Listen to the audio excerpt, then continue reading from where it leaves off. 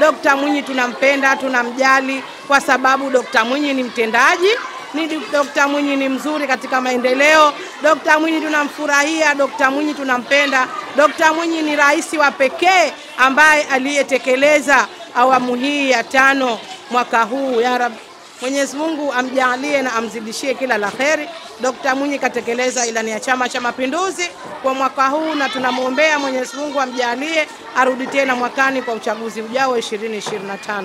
Kwa kweli Dr. Mwinyi kafanya mambo mengi, katuletea maendeleo kwenye jimbo letu la Donge. Tunayo skuli hii ya msingi hapa kama tunavyoiona, tuna mabarabara ya lami ya njia za ndani, tuna kituo cha afya kile pale, baadaye mtenda kukiona. Kwa kweli Dr. Mwinyi kamaliza kila kitu Donge, tuko furahani na bado tunampenda Dr. Mwinyi watu wa Donge, na tunamwambia tukijaliwa kesho kutwa mwezi wa 10 bado tunamjali na tutampenda kwa vitendo. Kama yeye mwenyewe alivyotuletea maendeleo kwa vitendo, na sisi watu wa Donge tunamwahidi kumpa kila la kheri, kila kitu mwaka 2025 Oktoba kesho kutwa tukijaliwa Dr. Mwinyi tunampa pongezi yake tukijaliwa.